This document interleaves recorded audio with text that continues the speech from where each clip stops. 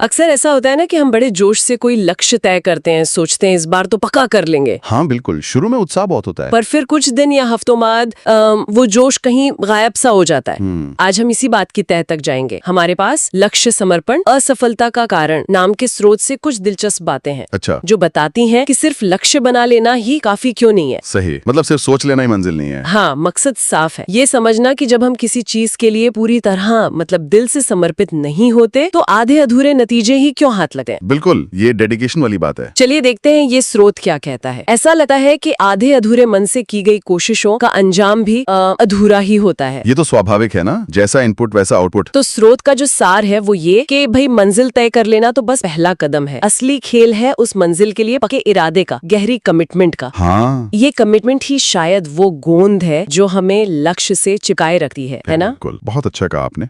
और मजे की बात ये है कि जो समर्पण या कमिटमेंट की कमी है ये कई शक्लों में सामने आती है। ऐसा नहीं कि बस एक ही वजह हो, स्रोत भी इसी तरफ इशारा करता है। अच्छा, जैसे कि? देखिए, पहली चीज जो दिखती है वो है लगन की कमी, मतलब परसिस्टेंस की कमी।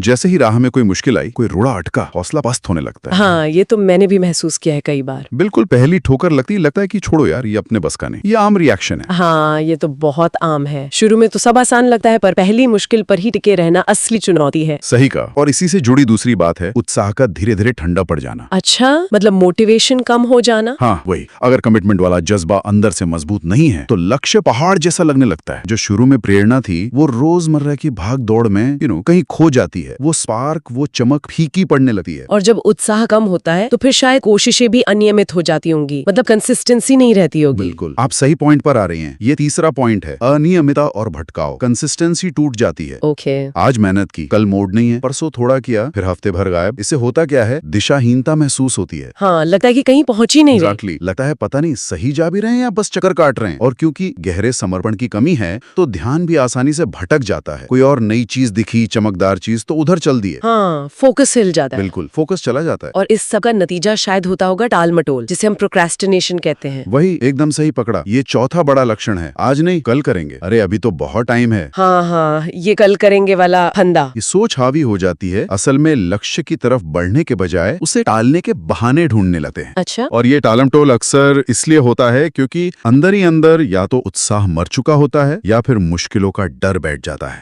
ये सब इंटरकनेक्टेड लगता है। बिल्कुल है। तो मतलब साफ है कि सिर्फ एक बढ़िया सा लक्ष्य सोच लेना या कहीं लिख लेना ही काफी नहीं है। बिल्कुल नहीं। असल खेल तो उस पर टिके रहने का है, रोज थोड़ी थोड़ी मेहनत करने का है, चाहे मन करे या ना करे। एकदम सही। स्टोइक इसी बात पर सबसे ज्यादा जोर देता है। लक्ष्य कितना भी शानदार क्यों ना हो, अगर उसे पाने वाला अंदर से पूरी तरह कमिटेड नहीं है तो बात नहीं बनेगी। सही। बड़ी तस्वीर देखें तो यही समर्पण तय करता है कि हमारी कोशिशों में कितना दम होगा और अंत में नतीजा क्या निकलेगा। बिना गहरे वाले समर्पण के बड़ा लक्ष्य हासिल करना लगभग नामुमकिन सा है। तो कुल मिलाकर बात ये समझ आई कि अगर किसी लक्ष्य के लिए हम पूरी तरह समर्पित नहीं है तो असफलता कई दरवाजों से दस्तक दे सकती है। हाँ। जैसे हिम्मत जल्दी हार जाना, जोश का ठंडा पड़ जाना, हाँ। कोशिशों में रेगुलरिटी न होना, बिल्कुल, और काम को टालते रहना। जी। और ये सब चीजें आपस में जुड़ी हुई सी लगती हैं, एक दूसरे को बढ़ावा देती हैं। हाँ, ये एक साइकिल जैसा बन जाता है। और ये हमें एक जरूरी सवाल पर लाकर खड़ा करता है। क्या सवाल? देखिए, हम सब जानते हैं कि मोटिवेशन या उत्साह हमेशा एक जैसा नहीं रहता, वो ऊपर नीचे होता रहता है। ये तो ह्यूमन नेचर है। हाँ, ये तो है। तो सोचने वाली बात यह है कि जब कभी ऐसा लगे कि उत्साह कम हो रहा है, तब भी अपनी कमिटमेंट को, अपने पक्के इरादे को मजबूत रखने के लिए वो कौन सा एक छोटा सा लेकिन नियमित कदम हो सकता है जिसे अपनाया जा सके।